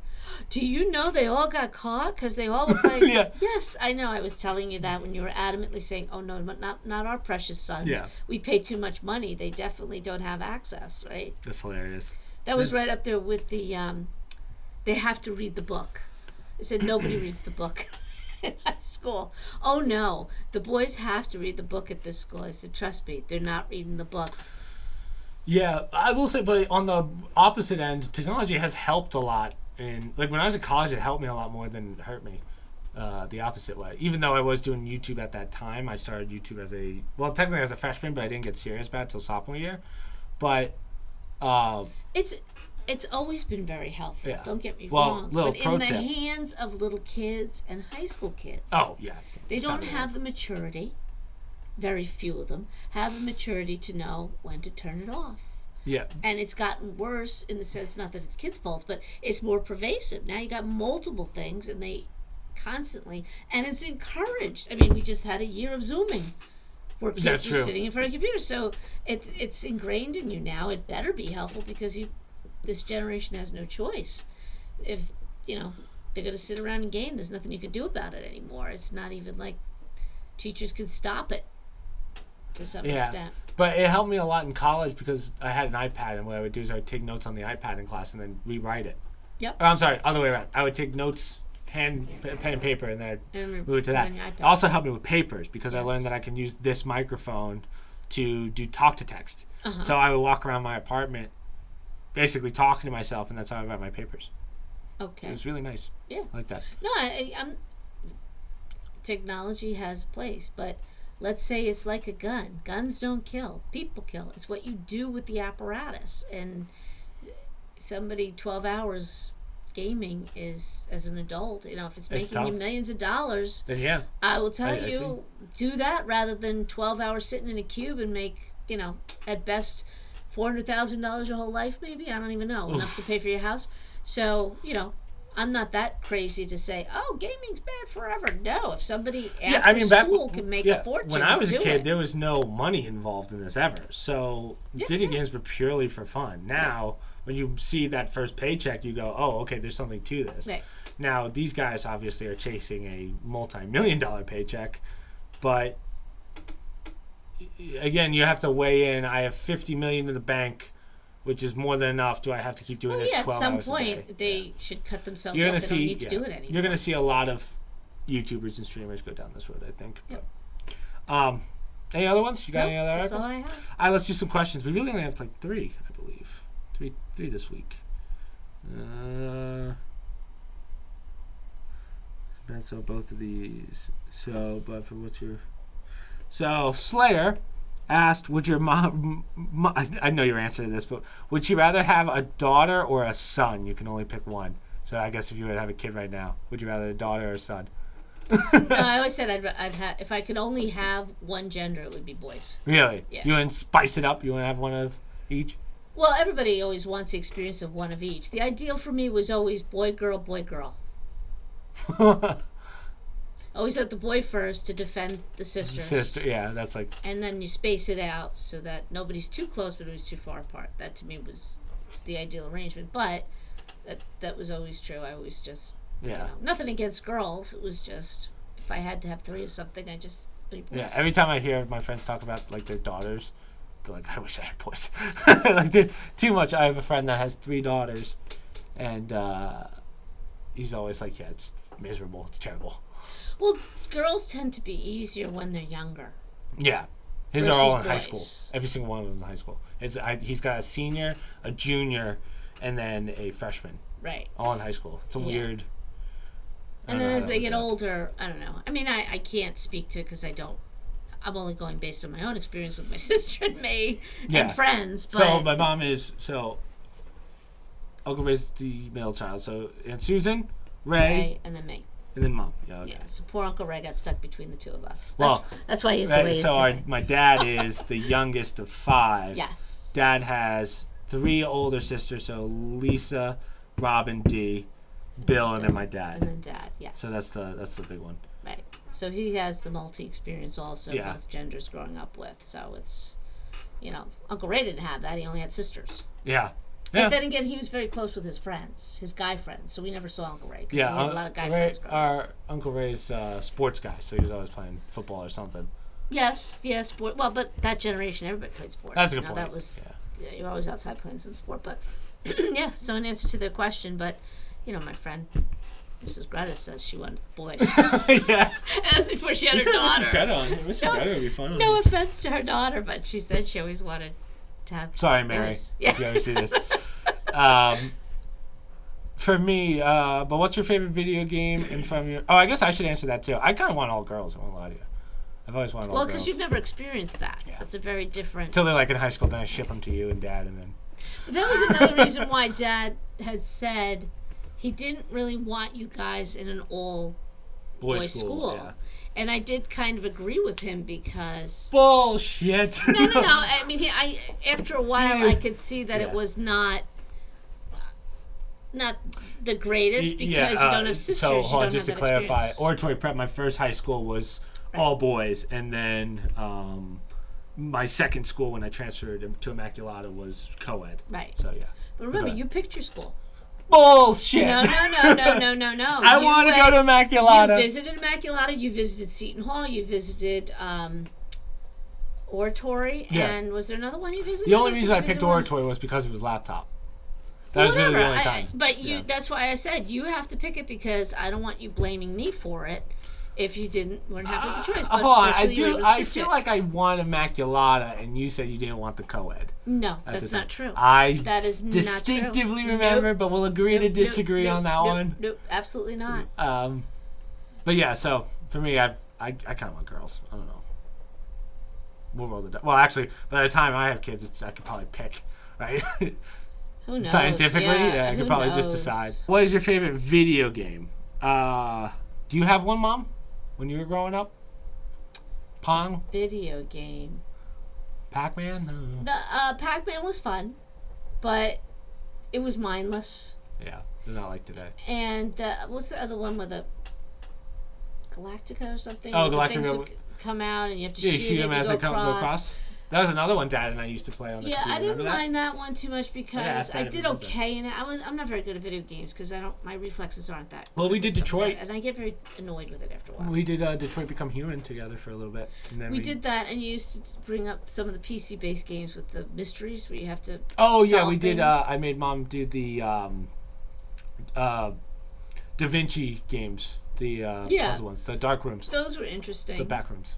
No, not back rooms. The room is what it's called. And I used to like the ones when you guys were little, like the vet. Yeah. Where you get the tools and you got to do all this. I used to think those were so cute for little kids. But yeah, I can't think of any other video games that.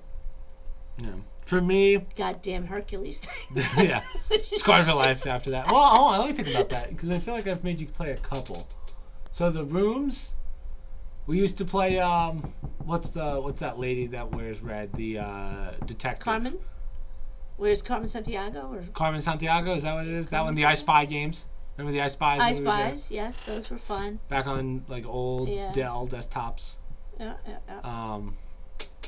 Oh, the not Nancy Drew, but the one. Nancy Drew was the one I was thinking mysteries. Yeah, the boathouse, or you have to go to different places to solve it. Oh, I don't remember. Puzzle one, and you look around, and similar to the Da Vinci ones, but like a basic starter on the PC. Big Hand Sue got us those for Christmas. Yeah, no, I don't remember that one. So, yeah, my mom hasn't played enough video games. For me, as you guys know, it's God of War. I've played God of War. That's the one that you and Grandma watched?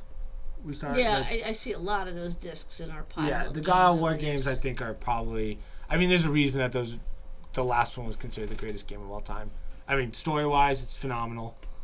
The skill trees, like the actual action parts of a game, I feel like it has everything in it to make just what's considered a masterpiece. There's actually a category of games called masterpieces, and that's probably number one, I would say. It's been around for a while.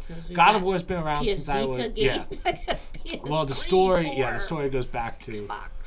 I don't know when the first one was. Probably like 2002. And now, I mean, the last one is very different. The one that you saw is very different from what it used to be. Oh. So, I mean, just storytelling-wise, it's a freaking novel. It's unbelievable. I think you've told me some of them. Yeah, the whole story. We could do a whole podcast just on that. It's nuts. Yeah. I'm trying to think of any other ones. I mean, it has to be that's got to be the best. Okay. I don't know what the other masterpieces are. I think that some of the Zelda games are considered masterpieces. But yeah, I'm just going to stick with God of War on that one. Good question, Slayer. Now, this one's actually on the politics side a little bit. So Zia sent this one. Zia is Colombian, but I don't know if this takes in Colombia. But he sent me a video. I tried translating it. It's way too hard, the things I do. But he says, he kind of gave a quick description, and we're going to give our thoughts on this one. So he says, starting in September, the first production of the previous ID card ends, and they are now doing a digital version where basically all your information, license, passport, etc., will be in it, which I'm also guessing is a possible criminal record. And then they say they've been working on it for 2 years, but to me that's a little suspicious with Petro wanting to change it. So it sounds like Petro is their president or prime minister or whatever they're considered. In Colombia. So my question is, with seeing this and Petro not being liked by most people, do you think if there's an unsettling or unrest against him, do you think that he'll use this against the people to be imprisoned wrongfully? And if other countries follow on this, would you think this could happen as well? Absolutely. This is what China did. China did this, right? With the they have a social credit score. Mm-hmm. Yeah. So for those of you that don't know how the social credit score works there, you have literally a social credit score. They track your social medias, they track your whatever you use, where you work, and based on that you get what's essentially a credit score, and that determines how good of how good of a citizen you are. It's the same thing, but now it's on your phone, and you can physically check it, I guess. Whereas in China, I don't believe you can check it. Just government knows what has that. You can't check your credit score. I don't know, but so in answer to his question, so here in America, we believe in freedom. We believe in the right to privacy. Government intrusion, it's built into our Constitution. The COVID pandemic brought about this idea of a vaccine card, which we have in this country for those who had the vaccine. The reason why I bring it up is because many people were saying that's your start of it. Once they get your medical information on this card, next they're going to put in your social credit, your social media, and they're going to put in perhaps your police report. And most American citizens at the time, especially once they stopped getting the vaccine, said, hell no, we're not doing this. I am one of those people. For exactly this reason. Someone comes to power and has access to that information. Might not be a person that you like or don't like. It could just be the government in general. Now they control the population with this credit system. and now it's digitized to make it easier. Okay, same type of system they used in medieval times, where the local, sheriff would go after the people that they didn't like because they weren't paying their taxes on time or they weren't behaving in a certain way, and the king would say, "Go ahead, put them in jail because they're not being." That's why we had our country. That's why it's freedom based. It's government intrusion is not allowed. Yeah, so I we think are anti that. The other issue is if you're putting everything on a card and now it's digital, whatever on your phone. Now the chances of getting your ID stolen is much higher. Right. The worst thing that can happen to you is you get your social security number taken. Well, and that's like the worst thing. Well, and by the way, if it's digitized, who controls that data? Exactly. Who can turn what around company's and gonna say, have that? Who's going to sell that data? We know that information or selling a government is a thing. goes in and says, Chris Catucci, you were imprisoned for murder 3 years ago. No, he wasn't. What are you talking about? It says right here on your digital card. Right. Anybody can manipulate that information. Yeah. They do it now. So, but on a small scale. On a small scale, but anybody with access can change information. Yeah, most of the stuff that we see now is in terms and conditions that no one reads. It's in fine print in the middle of it so that you don't find it. Right. And when it comes to selling of information, I mean, this isn't a secret. These companies will gladly sell your information to other companies, and they say it's for advertiser marketing, whatever, but that's still your information. And we've had this problem for many years now, but it really became prominent probably like 2 years ago. Well, remember when TJ Maxx had yep, they always have their breaches, but TJ Maxx had a huge breach. Everyone's information got out, and then people were scrambling like, hey, what do we do? So after 9/11 in this country, there was a big push. It was called the Patriots Act. It was passed, but a lot of people pushed back on that and said, no, you're going to use this ability to, because of terrorism, and now we were all panicked. How do you know who's a terrorist in this country? We were attacked from within. So the reaction of our government officials was, we need to be able to tap into information. But don't worry, we're not going to take information from American citizens. Well, fast forward and you get Edward Snowden. Who came forward and said they absolutely are doing that. They're storing data on everybody's cell phone as we got more and more into the electronics. So again, the point is, it's not about what they do or don't do with that information. It's the fact that one entity has control of it. Yeah. Now you've got that's problems. What thinks it's here. So this is something that you don't want, Zia, obviously, in any country. I mean, we're not going to fix anything here, but if you can avoid that, I mean. Well, you have to ask yourself, why does anybody need that information? Yeah, what's the point? They really don't. Why does the government need my healthcare information or my, I forget what he said, some things on there for. Why, and a social credit score. Why should a government decide whether I can go to the food store because I've been a good citizen? I mean, that is communism. That's how they control their people, because they're not seen as individuals anymore. They're just a mass, a serf. They work for their government. Well, we don't want to live like that in this country. As much as they keep trying and push for it, we refuse to live like that, those of us who believe in the independence. And for Colombia, too, there's nothing positive about that for the individuals to control them at that level. Yeah, it's a scary one. That's one that we came real close to this, and thank God we didn't have that, but you always have to be vigilant, because they will always try. They're still trying to do always it in Europe. And it's one of those things how you give a little, the government likes to take a lot. So that's why that's like why we talk about anything socialistic in this country.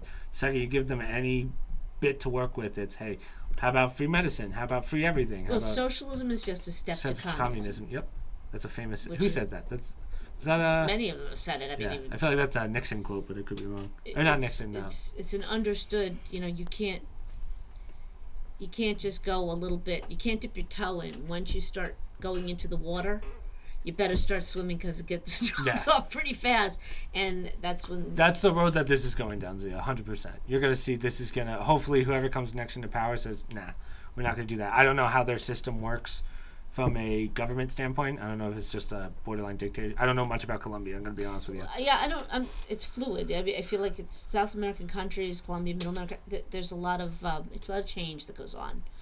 And unfortunately, that area of the world is becoming more and more socialist and communist infiltration. I mean, Venezuela is on the verge of turning communist, because it's Venezuela is such a bad place to It's be. falling apart economically. So. Yeah, that's a happy one to end it on. Right. Yeah. Thanks, Zia. Well, Should I answer that one first? thanks for bringing it to everyone's attention, Zia. Hopefully someone It's always fixes about that. awareness. People think, oh, that's not a bad thing to have a card where all my information's on. Okay. Yeah. Yeah, you don't want that. You don't want as little information as you can Right. give. That's all. Yeah. That's what you should do. But Yeah. I got nothing else. Questions are done. Again, sorry Kenny couldn't be here. Kenny's actually the one that said, usually I don't do a podcast when I have a Twitch Clips video coming out. But Kenny was like, oh, I got something else to do. So I said, okay. But whatever. He'll be around again. Yeah, hopefully he won't be here next week. But sometime soon, hopefully. Yeah. He'll be here. But other than that, I mean, I feel like I have so many videos now. We got PR. Well, today's Saturday. Gotta think of the schedule because the schedule is such a nightmare now. Hold on. Monday's this. Wednesday's the Twitch Clips video. Don't know what Friday's video is going to be. What did I do this week? We had podcast Monday. I'm gonna write this down. I have my board right here. So Monday was the podcast. Tuesday was Thymesia. Oh, that's right. That's why I'm confused. So Wednesday was Thymesia. So Friday's video got pushed to today. I put that one out a couple hours ago, which was Islets. And then Monday's this. Tomorrow's a PR. God, it's a nightmare. I'm getting too much. Anyway, social media down below, promo codes down below, other stream links down below, and all that other stuff. And hopefully we'll see you guys at stream on Monday.